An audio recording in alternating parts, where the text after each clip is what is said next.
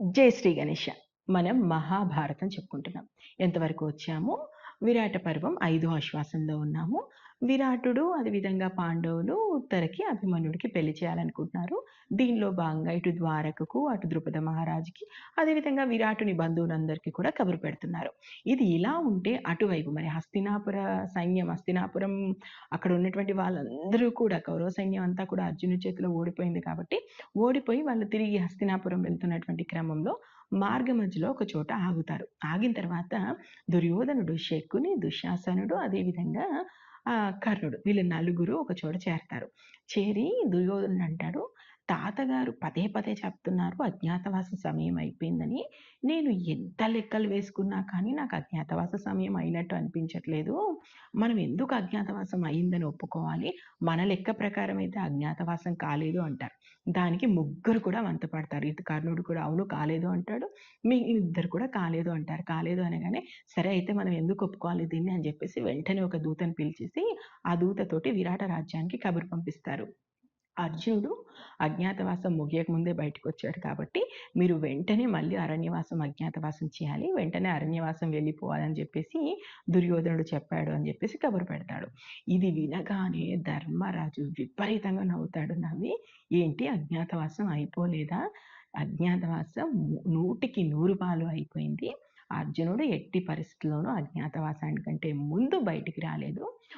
ఓ దూత నువ్వు ఒక పని చెయ్యి, ఇదే మాట నేను ఇలా అజ్ఞాతవాసం అయిపోయింది అన్న విషయాన్ని నువ్వు వెళ్ళి ఇక్కడ అంటే ద్రోణాచార్యులు, భీష్ముడు, పండితులు ఉన్నటువంటి సభలో చెప్పు అంటాడు.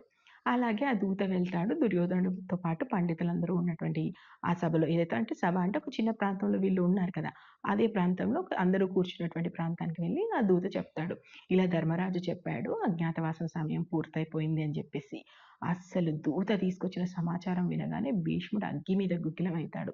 నేను చెప్పాను కదా నీకు అజ్ఞాతవాసం అయిపోయిందని చెప్పేసి, మళ్ళీ మళ్ళీ ఎందుకు ఈ పిచ్చి పనులు చేస్తున్నావు? అజ్ఞాతవాసం సమయం అయిపోయింది అంటాడు. దానికి దుర్యోధనుడు మళ్ళీ వితండవాదం చేస్తాడు. లేదు తాత నువ్వు తప్పు చెప్తున్నావు, అజ్ఞాతవాసం అయిపోలేదు అంటాడు. దాంతో మళ్ళీ అక్కడ ఉన్న సభలో ఉన్న అందరినీ అడుగుతారు. ఈ నలుగురు తప్ప ప్రతి ఒక్కరూ అజ్ఞాతవాసం అయిపోయిందని చెప్తారు. అంటే సమయం అయిపోయిందని చెప్తారు. ఇంకా ఇప్పుడు మళ్ళీ భీష్ముడు లేచి గట్టిగా దుర్యోధన మీదకి అరిచి నువ్వు ఇంకా ఈ విషయం గురించి మాట్లాడకు, అజ్ఞాతవాసం సమయం అయిపోయింది, ఆ తర్వాత చేయాల్సింది ఏముంటుందో దాని గురించి ఆలోచించు అంటాడు. ఇంకా ఏమీ చేసేది లేక చేతులు పిసుక్కుంటూ దుర్యోధనుడు సరే ఆ రాత్రి అక్కడ ఉండేస్తాడు. తెల్లారి మళ్ళీ హస్తినాపురం వైపు ప్రయాణం అవుతారు. సో మొత్తానికి ఇది ఒప్పుకున్నా. అంటే మనకు సినిమాలో, సీరియల్‌లో చూపించినట్టు దీని గురించి పెద్దగా సాగతీయడం నేను గత ఎపిసోడ్‌లో చెప్పాను కదా! అంటే అర్జునుడితో యుద్ధం చేయడానికంటే ముందే ఏదో అజ్ఞాతవాసం గురించి దుర్యోధనుడు ఒప్పుకోనట్టుగా మాట్లాడతారు. అట్లా ఏం కాదు. దుర్యోధనుడు ఒప్పుకుంటాడు. అర్జునుడితో యుద్ధం చేస్తాడు. యుద్ధంలో ఓడిపోయిన తర్వాత మళ్ళీ ఈ మెలిక పెట్టాలని చూస్తాడు. సో ఇది ఇక్కడ జరుగుతుంది కదా!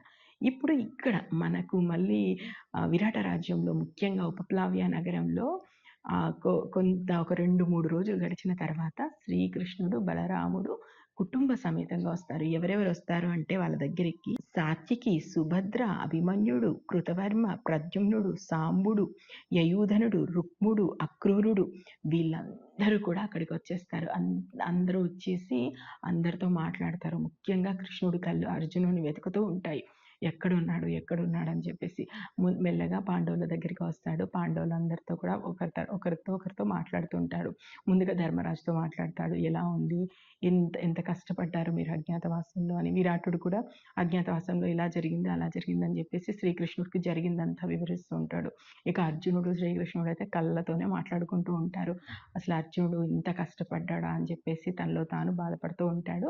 ఇంకా తర్వాత ఏం చేయాలి మనం అనే దాని గురించి కూడా ఆలోచించాలి. ముందైతే మనం ఇప్పుడు అనుకున్న దాని ప్రకారం ఉత్తర అభిమన్యుల పెళ్లి చేద్దామంటారు. ఇటు కాశీ రాజ్యం నుంచి శంభుడు కూడా వస్తాడు. ఇటు ద్రుపద మహారాజు వస్తాడు. కొద్దిసేపట్లోనే ద్రౌపది అన్న అయినటువంటి దుష్టద్యుమ్నుడు వస్తాడు. వీళ్ళందరూ కలిసి అస్సలు ఉత్తర కళ్యాణం గురించి ఉంటది. దగ్గర దగ్గర 3:30 పేజీలుంది. ఉత్తర రావడము, ఆ మండపము అంగరంగ వైభవంగా ముత్యాలు, రత్నాలతో పందిరి, లక్షలాదిగా వచ్చే జనము, వాళ్ళందరి కోసం తీసుకొచ్చినటువంటి కానుకలు, ముఖ్యంగా కృష్ణుడికి కానీ, ద్రుపద మహారాజుకి కానీ, శంభుడికి కానీ తీసుకొచ్చినటువంటి కానుకలు, ఉత్తర కట్టుకున్నటువంటి చీర, ఆమె వేసుకున్న నగలు, ఆ పందిరి, ఆ ముత్యాలు, ఆ వజ్రాల తలంబ్రాలు ఏ విధంగా ఉన్నాయి, ఏంటి, ఉత్తర అభిమన్యుని ఎలా చూస్తది, అభిమన్యుడు ఉత్తరని చూసి ఎలా సిగ్గుపడతాడు, ఆ పెళ్లి తంతంతా ఏ విధంగా జరిగింది, లగ్నం ముహూర్తం నుంచి పెళ్ళయ్యే వరకు ఏ విధంగా సాగనంపారు, ఎంతెంత కానుకలిచ్చారు. కట్నంగా విరాటుడు ఏమిస్తాడో తెలుసా? అల్లుడికి 700 మదపుటేనుగులు, మంచి 10,000 గుర్రాలు, కామధేనువు లాంటి 5,00,000 ఆవులు, 2,000 రథాలు, 1,00,000 దాసీజనం, దీంతో పాటు వజ్రాలు, వైడూర్యాలు, వీటన్నిటినీ కూడా ప్లేట్లలో పెట్టి అసలు విరాటుడు ఆభరణాలు పంపిస్తుంటంట మోసుకెళ్ళడానికి ఏనుగులే చెమట ఓరుస్తాయంట. అన్ని అంటే తన స్తోమతకు మించి ఉత్తర పెళ్లి చేస్తాడు. ఇక వచ్చిన వాళ్ళందరూ కూడా సంతోషంగా గడిపేస్తారు. సో, దీనితో అంటే ఉత్తర అభిమన్యుడి పెళ్లితోటి మనకు విరాట పర్వం అయిపోయింది. ఇక ఉద్యోగ పర్వం మొదలవుతది. ఉద్యోగ పర్వంలో అస్సలు కృష్ణుడి రాయబారం ఎలా ఉంటది, కర్ణుడికి తన జన్మ వృత్తాంతం తెలిసిన తర్వాత ఏం చేస్తాడు, దుర్యోధనుడు ఎందుకంత మొండి, అంటే సూది మొన మోపేంత స్థలం కూడా ఇవ్వను అని చెప్పేసి ఎందుకు మొండి పట్టుకొని కూర్చుంటాడు. ఇవన్నీ కూడా మనకు ఉద్యోగ పర్వంలో ఉంటాయి. సో, ఇప్పటికైతే విరాట పర్వం పూర్తయింది. నేను నెక్స్ట్ ఎపిసోడ్ నుంచి ఉద్యోగ పర్వం మొదలు పెడతాను. మహాభారతం నేను ఉన్నది ఉన్నట్టు చెప్తున్నాను. ఎలాంటి కల్పితాలు లేవు. జస్ట్ చదువుతున్నాను, చెప్తున్నాను. మీకు నచ్చితే ఆశీర్వదించండి. మహాభారతంలో ఇప్పటివరకు ఏం జరిగిందో తెలుసుకోవాలనుకుంటే మన ఛానల్‌లోకెళ్ళండి. మహాభారతం ప్లేలిస్ట్ ఉంది, చూడండి. Thank you. జై హింద్.